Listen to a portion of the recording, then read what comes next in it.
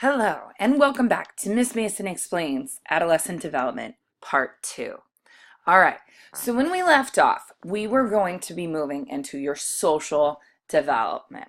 Now, Eric Erickson discovered he came up with our social development theory.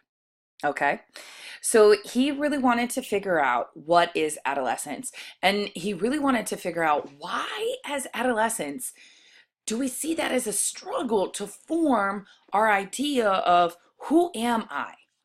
Okay. And he really wanted to figure out, why do these social roles that adolescents are asked to play, how how do they create that conflict of who am I? It's honestly, it's the conflict of, am I a adult or am I still a child? So you're going through this huge struggle. Um, and we see adolescents. I mean, think about for yourself. Do you try on different selves?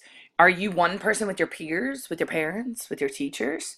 Um, do you try on different activities, different um, sports, different after school activities? Are you trying to figure out what type of person you like, what type of person you're going to be? Okay. And he sees that the challenge for adolescents is to figure out and to integrate these the roles, in order to prevent role confusion. So role confusion is when you have no idea, who am I? Who am I? And I really like this meme right here, when you can't decide who you are. So you have the beautiful ballerina, and then you have the sportster with the skateboard. So what some teams do is they adopt one role. They either adopt the role that's defined by their parents, so who your parents want you to be, or you adopt the role that your peers want you to be. Sometimes what your parents and what your peers want are going to also be a conflict, and this can cause a lot of issues with your parents, or it can cause a lot of issues with peers. So that can also go into role confusion, because which one am I really going to be? Am I going to be who my parents want me to do, the role that my parents want, or is it the role that, my peers want? Okay. So here are Eric Erickson's stages of psychosocial development. Okay. So up until you are 1 years of age, you go through the issue, the conflict of trust versus mistrust. So infants, they're going to go through this phase where your needs got to be met. So that's why, like, when babies cry, you have to meet their needs, because during this time, you are developing their sense of trust. If they can't trust that when I cry, someone's going to come and help me, that when I'm hungry, I'm going to get fed, then you're going to develop that mistrust, and that's going to cause conflict in the rest of your social development. So toddlerhood, that's 1 to 3 years. This is where toddlers learn how to exercise their independence. No, I do it. Tori does this all the time. She always wants to feed herself. She wants to read the book. She wants to hold it while you read the book. Okay. And they also have some idea where they doubt that they can do it. So you'll see them like look at themselves and be like, nope, I need mommy. And so they're going to feel really shameful of that fact. So they're going to have that conflict of independence versus doubting themselves, because this is the first time they've tried it. Preschool, this is 3 to 6. This is where preschoolers are going to initiate the task they're going to carry out. Sometimes, though, they feel guilty about being independent. They feel guilty about the fact that they can pour their own milk. Some of them regress and they were like, no, I can't tie my shoes. And you're like, yes, you can. Come on now. And so you have to play a very balanced game between, are they going to show the initiative or are they going to be guilty? Elementary school. So this is think of 6 to until you hit adolescence, so until you go into puberty. So this is when you're going to have industry versus inferiority. So children are going to learn how to apply themselves. This is why elementary school, we hit you up with all those hard learning, because we know that social development wise, you're ready to learn, to work really hard and to learn. That's why a lot of kids really enjoy school in elementary school. Um, if they don't learn that pleasure, they're going to feel inferior. You're going to feel like they cannot achieve their goals. So that's one thing that we have to be careful of when we're talking to elementary school kids. This is why when you ask like a first grader, what do you want to be when you grow up? I want to be an astronaut. And you look at them and you'd be like, yeah, you're gonna be an astronaut. No, no, it's very hard to become an astronaut. So you have to be careful not to crush their joy for learning, because you don't want them to start feeling inferior. So adolescence, this is where you guys are. So you have identity versus role confusion. So teenagers, you're working really hard to figure out, who am I? And one of the things that can be really frustrating is when you become confused. You have that role confusion. You say, okay, well, I'm a daughter, but I'm also a friend. I'm also a girlfriend. And I'm also a student. I'm also the president of my organization. And I'm the captain of, my sports team. I mean, you got all of these things going on. And who are you really? So you go through the identity phase. Once you figure out who you are, you can move to the next stage, which is young adulthood, intimacy versus isolation. So this is when young adults are going to form those close relationships.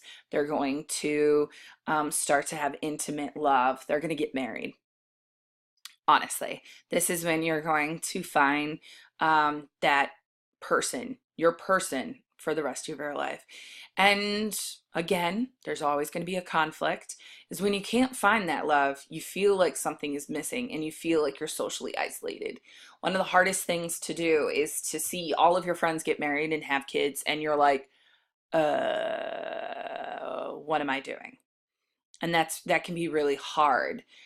So once you figure out who you are, but if you don't have an identity, you can't move to that intimacy, that isolation stage. So that's why it's so important for you wonderful adolescents to figure out your identity. You go into middle adulthood. Now, think of this as your 40s to 60s, okay? This is when you're going to discover I need to contribute to the world. I need to make a difference. I need to leave my mark on the world. And if you don't get to leave your mark on the world, you're going to feel a lack of purpose, and you're going to feel like, why am I here? Why, my life means nothing. And you might go through that, oh God, what is it called? The midlife crisis. All right.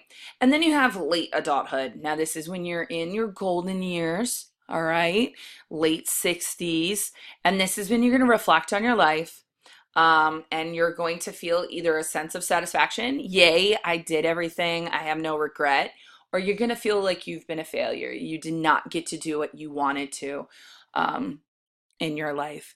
So again, this is Eric Erickson's stages of social development. All right. Okay. So one of the things that is interesting about the social development theory is this influence on identity. So during adolescence, your peers become more important than your parents. So you can see in this chart, like 2 to 4, your parents mean the world to you. And then you get older, 5 to 8, and then 9 to 11. And notice they don't even have after 11, because that'll probably be down here. Because let's face it, y'all don't really see your parents as a positive, warm interaction. And this is mostly because your peer relationships take center stage. Mom and dad are are continuing to be primary influences, but it's mostly with career, religion, politics. So that's kind of interesting that when we're going through this whole identity phase, that our peers become more important. Okay, so now what you guys are going to do is two um, apply and practices. So, all right, I don't know if this actually did what I wanted it to do. Okay, hold on a second. Nope, it did not. Okay, so you're going to do apply and practice 9.3.1. That one you're going to do all on your own. It has to do with Erickson's stages of the psychosocial development. You're just identifying what stage, okay? Then you're going to move to 9.3.2, all right? For this apply and practice, you only need one per table family. So you're going to do this with your table family. You're going to read each situation. You're going to determine what stage of morality is posed in the situation, and then answer all of the questions. There's 4 situations. And then once your table family is finished with 9.3.2, turn it into the Ravens bin. Make sure everyone's name is on the apply and practice. And then once you've done 9.3.1 and 9.3.2, you can work on your development story project. So just to reiterate, 9.3.1 is on your own. Everyone has to turn that in all by themselves. It's independent. 9.3.2 is with your table family, 1 per table family. Make sure you turn that in as well. All right, good luck, and I'll see you guys on Friday. Don't forget, you have a reading quiz on Friday, so make sure that you have all of your modules and your vocabulary ready to go. All right, have a great rest of your day. Bye.